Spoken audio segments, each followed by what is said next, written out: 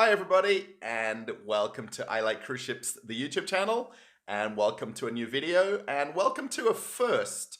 This is going to be a cruise news video, which is a first for I Like Cruise Ships, and I thought I'd just give this a try, see how it goes. Hopefully it's not too long. I'm going to go over some bullet points of some current news.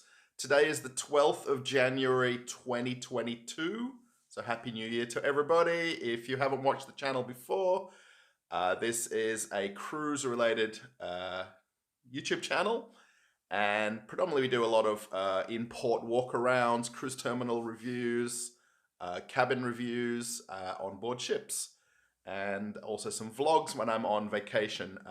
So yeah, what I'm going to do, I'm going to go through some bullet points that I put together for news that's happened in the last few days, maybe up to a week, and news that's happened literally today, and I'm going to go through that right at the end of the video, so stay around, stick around, and I hope this comes across interesting.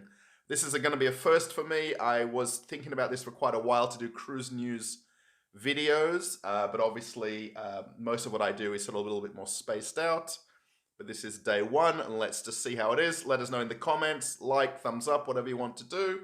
So now first point that I'm going to raise about this current cruise news is the short notice given to passengers with cruise lines cancelling cruises.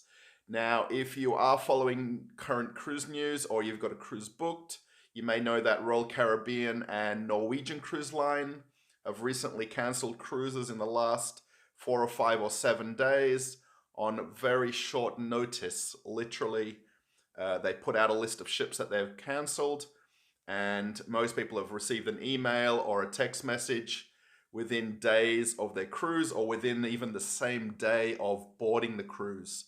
The cruise lines literally, as the ships have returned to port, they've cancelled the next sailing, which is kind of crazy, especially if you've kind of booked the cruise a while back, maybe months ago, not maybe necessarily years, but you've got everything planned, your luggage is packed, you're heading to the airport, and you get an email saying your current voyage is cancelled. Kind of crazy. What do you think of that? Next point I've got is ships denied entry into selected ports of call. Now this is happening on quite a lot of cruises, particularly in the Caribbean. To a lot of the cruise lines, it doesn't really have a bias of cruise lines. Some cruise lines are basically reacting right within the day of the voyage leaving, or even while the ship's en route to a port of call.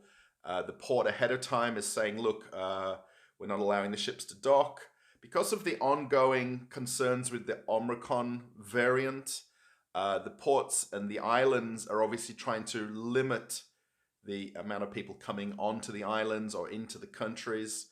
And they see cruise ships as a way of basically stopping the possibility of more cases coming onto the island or country.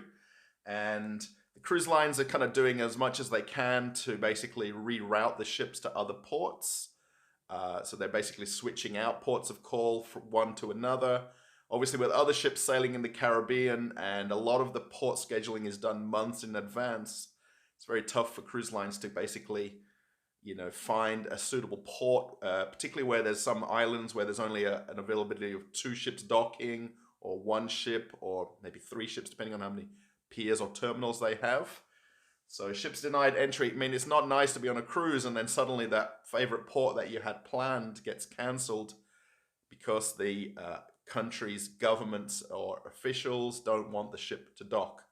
And then you're either stuck on a day at sea, or you hopefully can get to another port of call during the time of your current sailing. A need for testing to enter certain ports at short notice. This is another thing that we're noticing, or I'm noticing on sailings right now, literally this week, last week.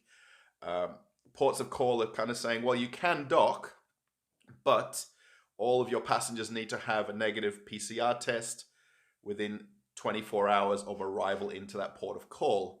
Now, if the cruise is maybe on a 7, 8, or 10-day cruise, and it may be the second or third day of the cruise, and then the port of entry, let's just say it is actually San Juan is the main port that I'm talking about. They've just sort of said you can dock. The people can't get off the ship until they have a negative PCR test, but it may be the 3rd or 4th day of the cruise already, and you'd have to, the entire amount of passengers on board would have to take a new test. And obviously to do maybe 1,000 or 2,000 guests prior to disembarking in the port, it would just take hours and just not be practical. So a lot of the cruise lines where this has happened have just said, look, we're not going to dock, we're going to leave. Or they've not even sort of attempt to dock that morning of arrival because of the late notice given to the cruise ship. So yeah, that's kind of crazy as well. Yeah, Carnival Horizon. This is kind of interesting. If you are maybe a Carnival cruiser, you may know that Carnival had to cancel voyages back in December of the Carnival Horizon. The ship had to go to an emergency dry dock in Palermo in Italy. So the ship sailed from Miami to Italy. It's undergone some maintenance on its engines and some repairs.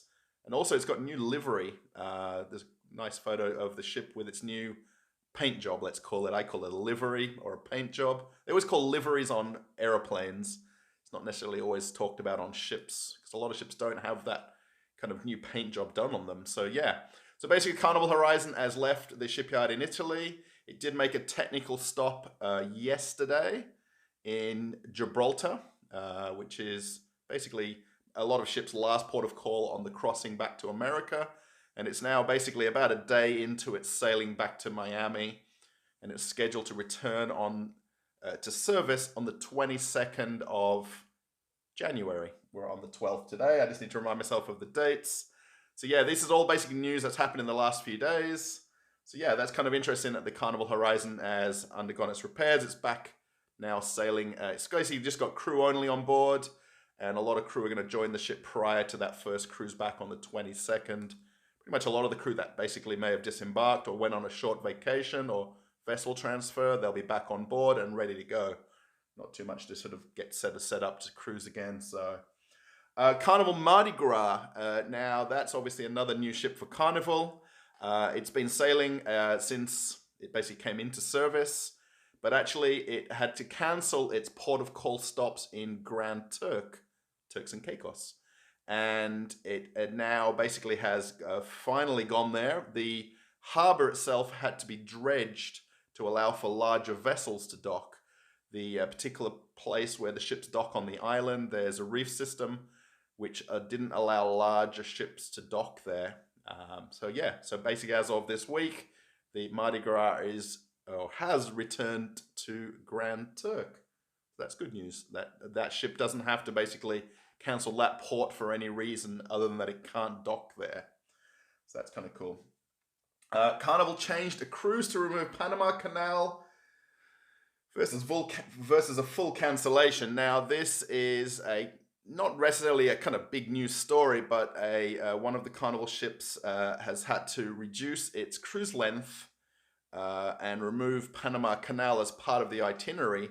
Now, particularly most cruise ships that do a Panama Canal cruise may be doing somewhere between about a 9 and 15-day cruise.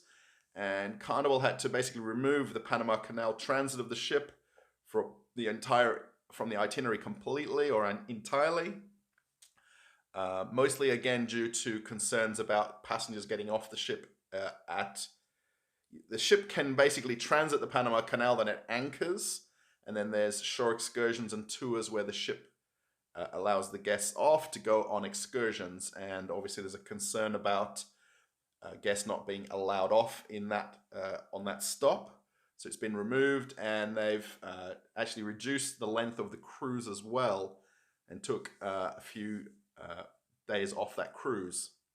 Yeah, kind of interesting. I mean, imagine, again, booking maybe a year ago, 2 years ago. Panama Canal cruises aren't very often, and they're not very typical, like say, on a weekly basis. So to book that cruise and then sort of say, sorry, there's no Panama Canal. Of course, you can take the cancellation and not go, or you can go, but you're going to have extra sea days and you're going to have less port stops. So yeah, kind of crazy. A lot of crazy news. I'm sorry it's not exciting news, but this is a first for me, and hopefully in future cruise newses, I can bring you some good news. Let's see. Next point is, should we cruise or should we cancel? Now, this is not necessarily a news story. It's kind of current opinion, I guess. And maybe in the comments below, you can maybe write what you think. Should we cruise or should we cancel? Now, obviously, there's a few protocols in place for every cruise line. Negative test prior to boarding. If you have unvaccinated children, you can't get off in the ports of call unless you go on what's called the bubble tour, which is allowing unvaccinated people to get off in the ports, but only go on tours through the cruise line that is set up with local tour agents. They are enforcing all crew to be vaccinated, and then also booster shots are coming in as well when it's sort of allowed. Obviously wearing masks on the ship, around the ship, with really only exceptions of in your cabin or when you're eating or drinking. So that's basically becoming a lot stricter. I know Celebrity basically relaxed the rules, and now with the increased cases on board all ships, pretty much all cruise lines are now introducing mandatory mask wearing inside, even outside, especially in gatherings like deck parties and things like that. So should we cruise or should we cancel? I mean, it's kind of tough. I mean, obviously there's a lot of people who love cruising and love this channel, and it's a big part of why you watch I Like Cruise Ships.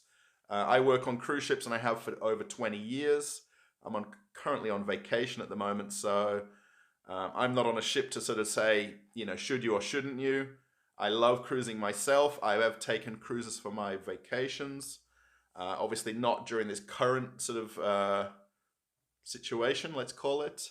I mean, as long as you're willing to kind of just go with the punches, I guess, or go with the flow of what's happening, knowing you have to get the tests, negative tests prior to boarding, know that you maybe have to sort of buy some extra things like masks, hand sanitizers, wipes, if you're kind of taking your own precautions. Obviously follow the ship's crew's rules about wearing masks, social distancing.